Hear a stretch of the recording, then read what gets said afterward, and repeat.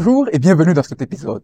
Je suis Cédric Zongo et dans cet épisode, nous allons voir comment faire face à la pression financière. Et dans cet épisode, je partagerai avec vous 3 clés pour faire face à la pression financière.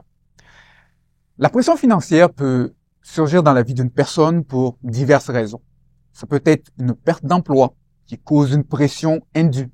Ça peut être une baisse des revenus de votre entreprise. Ça peut être une crise personnelle ou tout simplement, ça peut être dû à une hausse du coût de la vie et des dettes. Et quelle que soit la cause, il est important d'adresser la situation parce qu'on sait malheureusement que la pression financière ne vient pas seule. On sait que la pression financière, particulièrement la pression qui est liée aux dettes, vient parfois avec des pressions sur les mariages. La communication qui commence à s'embrouiller. Et ce qui était autrefois une petite mésentente se transforme en une crise. On sait également que la pression financière vient avec de la pression mentale, voire des idées suicidaires par moment. Et peut-être qu'aujourd'hui, vous vous trouvez dans cette situation. Vous avez l'impression d'être pris dans un tourbillon. Et vous vous demandez, mais d'où me viendra le secours? Est-ce qu'il y a encore un espoir pour moi face à ma situation? Et permettez-moi de vous dire que quelle que soit l'anxiété, quelle que soit la tempête financière que vous traversez actuellement, il y a encore de l'espoir pour vous. Et cet espoir n'est pas une chose, mais cet espoir se trouve en la personne de Jésus-Christ, qui est aussi appelé le prince de paix, celui qui gouverne la paix et qui est capable d'apaiser nos tempêtes et de nous permettre de traverser nos tempêtes et de sortir avec un témoignage nouveau. Et la question que vous pouvez vous poser, c'est comment est-ce que je peux rendre cette paix tangible? Comment est-ce que je peux vivre cette paix dans mon quotidien? Nous pouvons vivre cette paix dans notre quotidien en faisant ce que l'apôtre Paul dit dans Philippiens au chapitre 4. Il nous disait, ce que vous avez appris, reçu et entendu de moi, et ce que vous avez vu en moi, pratiquez-le, et le Dieu de paix sera avec vous. Comment rendre sa paix tangible dans nos vies? En pratiquant les principes de sagesse financière contenus dans la Bible. Vous et moi, nous avons besoin d'arrêter d'être des auditeurs oublieux. Nous avons besoin à un moment donné de décider d'arrêter d'être des gens qui allons consommer du contenu sans application. Nous avons besoin de décider à un moment donné d'être des gens qui allons arrêter de reporter toujours à demain afin de commencer à devenir parmi ceux qui posent des actions, ceux qui agissent. Parce que la paix financière passe par l'application des principes de sagesse contenus dans la Bible. C'est bien d'entendre, mais qu'est-ce que vous faites avec ce que vous avez entendu? Et je vais partager avec vous 3 principes de sagesse qui sont contenus dans la Bible, qui vont non seulement vous aider à faire face à la pression financière, mais je crois qu'elles vont aussi vous aider à triompher sur cette pression. Le premier principe, c'est celui de la proactivité.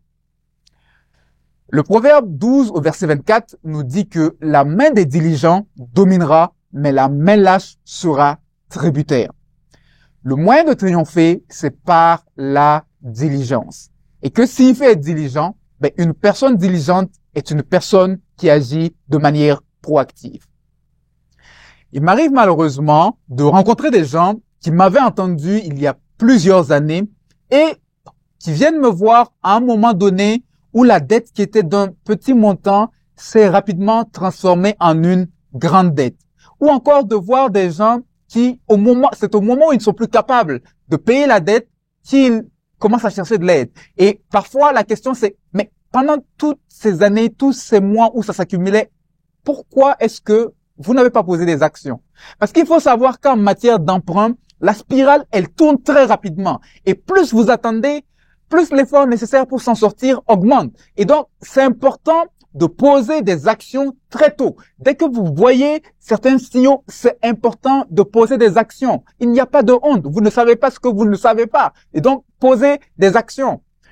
Par exemple, lorsque vous voyez que à 2 fois d'affilée, vous avez manqué de payer la totalité de votre carte ou que vous êtes souvent dans des découvertes, poser des actions parce que c'est un signal qu'il y a un problème plus profond à adresser. Et de manière très concrète, comment faire preuve de proactivité? Ben, si vous faites face à une situation qui est liée, par exemple, à une pression financière qui est liée à l'endettement, ben, prenez en note vos dépenses. La première chose pour être proactif face à une situation de pression, ben, c'est de prendre en note vos dépenses et vos revenus. Donc, prenez en note vos revenus et vos dépenses dès aujourd'hui. Parce que tant que vous ne savez pas d'où vient l'hémorragie, ben, vous ne pouvez pas l'arrêter. Vous naviguez à vue. Et donc, c'est important de commencer à prendre en note les choses. En prenant en note vos dépenses et vos revenus, vous allez être capable de savoir est-ce que le problème, c'est réellement un problème de manque de revenus ou plutôt un problème de dépenses. Parce que parfois, ce sont des petites dépenses par-ci et par-là qui s'accumulent et finissent par créer un gros naufrage. Et tant que vous n'effectuez pas cet exercice, il ne peut pas avoir de progrès. Parce que malheureusement, il n'y a pas de progrès sans évaluation. C'est un passage nécessaire pour sortir de cette situation. Et donc, dès cette semaine, je vous encourage à ouvrir une application sur votre téléphone ou à prendre une feuille et un stylo et noter à chaque fois vos dépenses et vos revenus et de les évaluer à chaque semaine pendant au moins les 3 prochains mois pour avoir une idée du portrait de votre situation. Et croyez-moi, vous allez être surpris des résultats et ils vont vous aider à pouvoir trouver une solution. La paix vient de l'application. Vous avez entendu, la paix va venir si vous appliquez. La première action, donc, c'est d'être proactif, c'est-à-dire de poser des actions en vue de rechercher des solutions aux défis que vous pouvez rencontrer. Donc, ne restez pas dans la passivité parce que la main des diligents est celle qui va dominer. Le second principe à appliquer pour triompher face à la pression, c'est de développer une habitude de planification. Le proverbe 21:5, dans la version Parole de vie, dit que celui qui fait des plans devient riche, celui qui va trop vite connaît la pauvreté. La planification est donc un facteur de création d'abondance. Et l'une des choses que vous et moi, nous avons besoin d'apprendre à faire encore plus aujourd'hui, c'est d'apprendre à agir de manière planifiée et arrêter d'agir sur la base de nos impulsions. Certains d'entre nous, nous agissons un peu trop sur la base de nos impulsions. On agit sur la base des impulsions pour essayer de combler un besoin émotionnel qu'on tente par la suite de rationaliser. Et ce comportement, malheureusement, est la cause d'une grande partie de notre endettement et de la pression que nous pouvons rencontrer. On arrive au centre commercial, on voit une belle tenue, on n'avait pas prévu faire des achats, et en plus là, on entend qu'il y a une promotion 2 pour 1, et puis on se dit, ça m'irait bien, je pourrais porter cette tenue à telle occasion. Alors qu'on n'était pas venu pour ça, on regarde le prix, on se rend compte que ça va être serré sur le budget, mais bon, c'est pas grave. Est-ce qu'on peut prendre et puis payer avec des petits montants, payer à crédit? Le fameux acheter maintenant et payer plus tard. Et puis, on prend la tenue, on passe ça sur le crédit, on sort, on a une autre impulsion, on se dit, je viens de voir une autre chaussure qui irait bien avec cette tenue. Mais on le passe aussi à crédit et finalement, acheter maintenant, payer plus tard, un jour, le moment du paiement arrive parce que payer plus tard arrive un jour. Et donc, le moment du paiement arrive et on se pose la fameuse question à savoir, mais où est donc passé mon argent? On se pose la question, mais comment mon compte est vide? Mais comment est-ce que ça s'est passé? Ce sont les petites dépenses par-ci, par-là, notre habitude d'impulsivité qui a mené notre argent à ne pas être là où nous voulons qu'il soit. Il faut savoir que l'argent ne s'évapore pas. S'il n'est plus dans vos poches, c'est parce que vous l'avez laissé quelque part. Il n'a pas disparu de lui-même. C'est vous qui l'avez laissé quelque part. Mais c'est en soi aussi une bonne nouvelle parce que si vous êtes le problème, vous pouvez aussi être la solution. Et donc, vous avez besoin de sortir d'une attitude d'impulsivité afin de développer une attitude d'intentionnalité, de passer de l'impulsivité à l'intentionnalité. Et cela signifie donc que le mot budget a besoin de devenir votre ami. Et un budget, c'est quoi? Un budget, c'est simplement un plan écrit sur la façon dont vous prévoyez dépenser votre argent afin d'atteindre vos objectifs. Et de manière pratique, faire son budget signifie qu'avant que le mois ne commence, vous allez planifier d'une part vos entrées d'argent, les revenus que vous allez avoir, et d'autre part, lister vos diverses dépenses en commençant par prévoir, par exemple, quel est le montant que vous allez donner dans votre église locale pour supporter l'œuvre. Ensuite, le montant que vous prévoyez mettre en épargne. Et ces deux doivent être en priorité. Autrement, le reste de vos dépenses viendront prendre la place.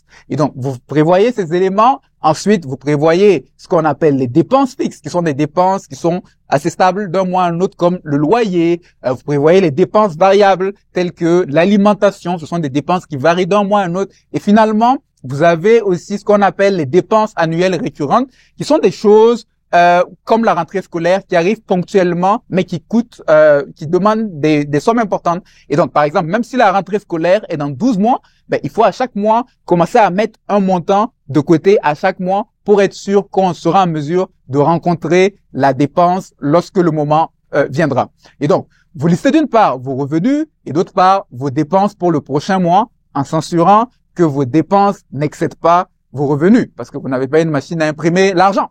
Voilà. Donc, c'est un peu l'idée pour faire un budget. Et il existe différents outils pour faire un budget. J'en ai moi-même créé des outils dans mes programmes de formation, mais vous trouverez différents outils qui existent sur le marché. Vous pouvez tout simplement commencer avec un papier et un crayon pour débuter ou consulter les différentes ressources disponibles. Le second principe, donc, pour expérimenter plus de paix et d'abondance, c'est de commencer à développer une attitude de planification. Et là encore, j'aimerais vous rappeler, c'est bien d'entendre, mais la paix, elle vient par l'application. Le troisième et dernier principe pour pouvoir sortir de faire face à la pression financière, c'est le travail. Et je vais l'aborder de manière sommaire. Alors, quand on fait face à des défis financiers, il y a deux manières de s'en sortir.